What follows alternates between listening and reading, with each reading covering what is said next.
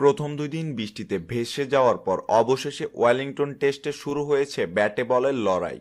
আধ ঘন্টা আগে শুরু হওয়া লম্বা প্রথম সেশনে বাংলাদেশ তুলেছে ৩ উইকেটে ১২৭ রান। তামিম ও সাদমানের সৌজন্যে টানা তৃতীয় ৫০ জুটিতে বাংলাদেশে গড়েছে বিরল এক কীর্তি। নিউজিল্যান্ডে কোনো সফরকারী দলের টানা ৩ ইনিংসে অর্ধশত রানের ওপেনিং জুটি টেস্ট ইতিহাসে হয়েছে আগে কেবল একবারই।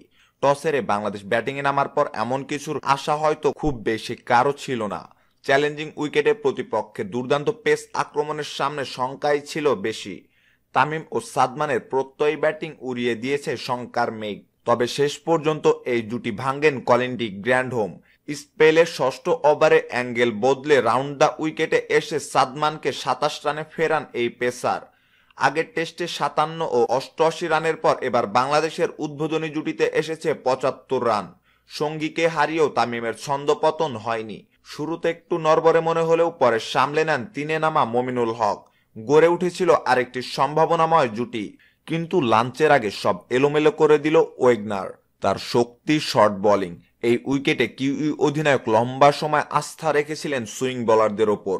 প্রথম ৩০ ওভারে তাই বোলিং পাননি ওয়েগনার। শেষ পর্যন্ত তার শর্ট বলই হয়েছে কার্যকর। আগের টেস্টের মতোই লেগ স্টাম্পের বাইরে শর্ট বল ছাড়তে গিয়ে গ্লাভস ছুঁয়ে দিয়েছেন মমিনুল। ভেঙেছে ৪৪ রানের জুটি।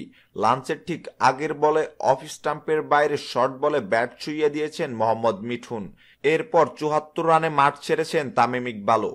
শেষ খবর পাওয়া পর্যন্ত ১৫৭ রান সংগ্রহ করেছে বাংলাদেশ ৫ উইকেটের বিনিময়ে। সম্মানিত ভিউয়ার্স, খবরটি সম্পর্কে আপনার মতামত জানিয়ে কমেন্ট বক্সে কমেন্ট করতে ভুলবেন না।